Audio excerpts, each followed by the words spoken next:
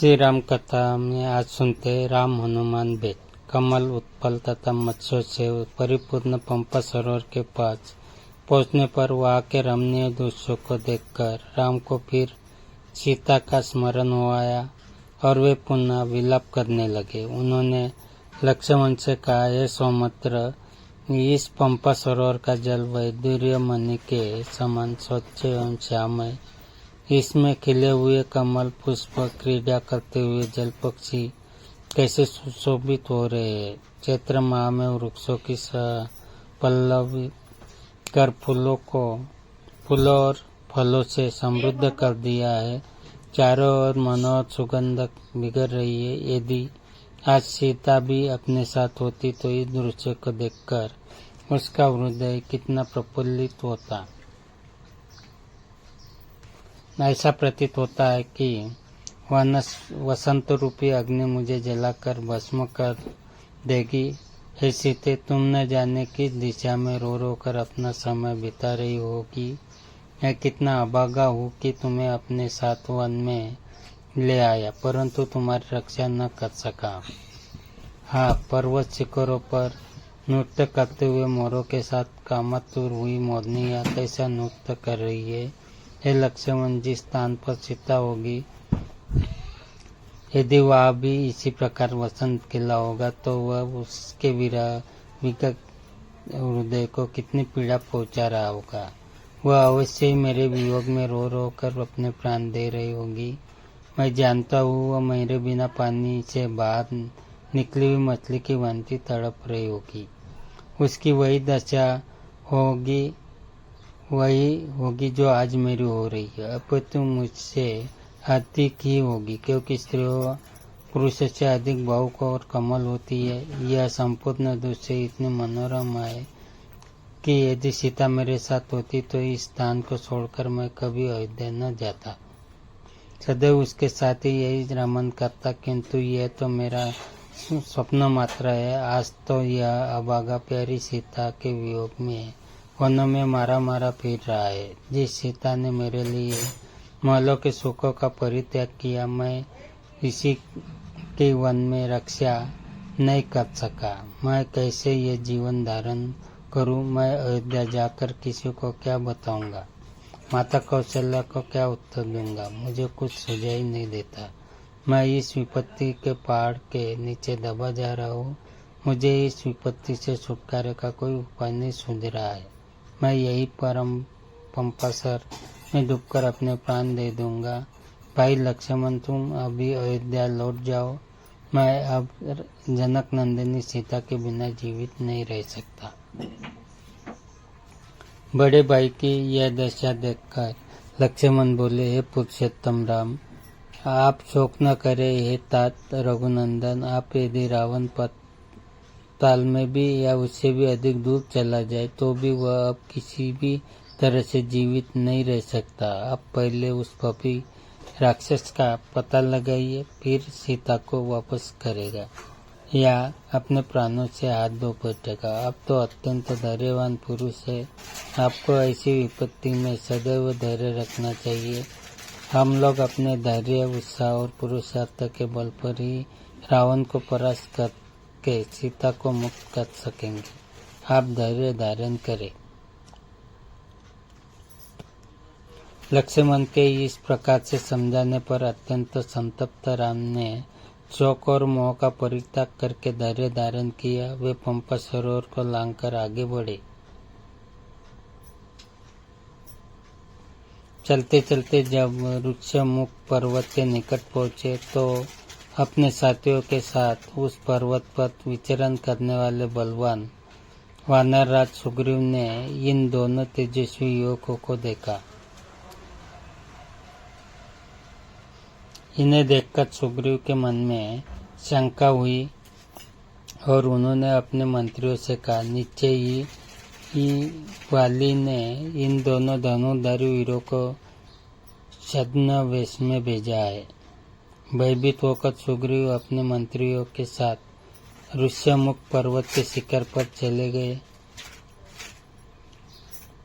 सुग्रीव को इस प्रकार चिंतित देखकर पट्टू। हनुमान बोले, हे वानराधिपति, वाली तो सांपों से यहाँ आ ही नहीं सकता, आप ऐसे चिंतित क्यों हो रहे हो? हनुमान के प्रश्नों को सुनकर सुग्रीव बोले, मुझे ऐसा प्रतीत होता है कि ये दोनों पुरुष वाली के भेजे हुए गुप्तचर है और तपस्वियों का वेश धारण करके हमारी खोज में आए हैं। हमें इनकी ओर से निश्चिंत नहीं होना चाहिए। हनुमान, तुम वेश बदल कर इनके पास जाओ और इनका संपूर्ण भेद ज्ञात करो। यदि मेरा संदेह ठीक हो तो शीघ्र इस विषय में कुछ करना।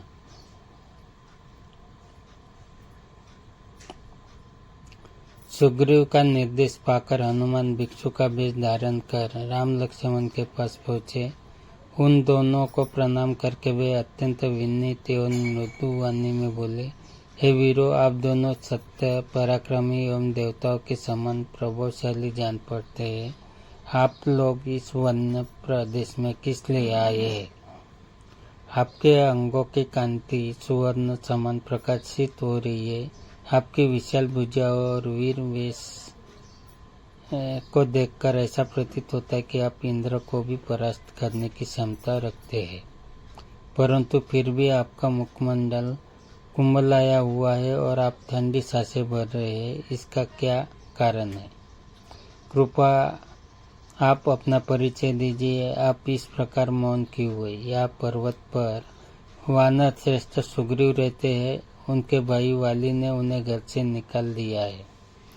वानर शिरोमणि सुग्रीव आप दोनों से मित्रता करना चाहते हैं। उन्हीं की आज्ञा से मैं आपका परिचय प्राप्त करने के लिए यहाँ आया हूँ। मैं वायु देवता का पुत्र हूँ और मेरा नाम हनुमान है। मैं भी वानर जाति का हूँ। आप कृपया अपना परिचय दीजिए। मैं सुग्रीव का मंत्री हूँ और इच्छानुकूल वेश बदलने की क्षमता रखता हूँ। मैंने आपको सब कुछ बता दिया। आशा है आप भी अपना परिचय देकर मुझे कृतज्ञ करेंगे और वन में पधारने का कारण बताएंगे। हनुमान की चतुराई भरी स्पष्ट बातों को सुनकर राम ने लक्ष्मण से कहा, हे सौमित्र, इनकी बातों से मुझे पूर्ण विश्वास हो गया है कि ये महामनस्वी वानरराज सुग्रीव के सचिव है और उन्हीं के हित के लिए यहाँ आए हैं। इसीलिए तुम निर्भय होकर इन्हें सब कुछ बता दो। राम की आज्ञा पाकर लक्ष्मण हनुमान से बोले, हे वानर श्रेष्ठ, सुग्रीव के गुणों से हम परिचित हो चुके हैं। हम उन्हें ही खोजते हुए यहाँ तक आए हैं। आप सुग्रीव के कथनानुसार जब मैत्री की बात चला रहे हैं वह हमें स्वीकार है। हम अयोध्यापति महाराज दशरथ के पुत्र हैं। हे श्री रामचंद्र जी और उनके ज्येष्ठ पुत्र, और मैं इनका छोटा भाई लक्ष्मण हूँ। 14 वर्ष का वनवास पाकर ये वन में रहने के लिए अपनी धर्मपति सीता और मेरे साथ आए थे। रावण ने सीता जी का हरण कर लिया है। इसी विचार से कि संभवतः वे हमारी सहायता कर सके, हम लोग महाराज सुग्रीव के पास आए हैं। हे वानरराज, जिस चक्रवर्ती सम्राट दशरथ के चरणों में संपूर्ण भूमंडल के राजा महाराजा सिर झुकाते थे और उनके शरणागत होते थे, उन्हें महाराज के ज्येष्ठ पुत्र आज समय के फेर से सुग्रीव की शरण में आए हैं, ताकि महाराज सुग्रीव अपने दल बल सहित उनकी सहायता करे। इतना कहते हुए लक्ष्मण का कंठ अवरुद्ध हो गया।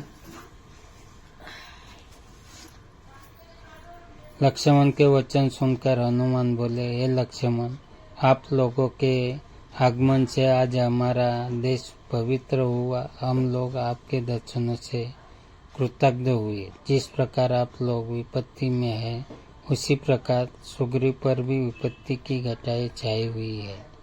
वाली ने उनकी पत्नी का हरण कर लिया है तथा उन्हें राज्य से निकाल दिया है। इसीलिए वे इस पर्वत पर निर्जन स्थान में निवास करते हैं। फिर भी मैं आपको विश्वास दिलाता हूँ कि वे सब प्रकार से आपकी सहायता करेंगे। इतना कहकर हनुमान बड़े आदर से रामचंद्र और लक्ष्मण को सुग्रीव के पास ले गए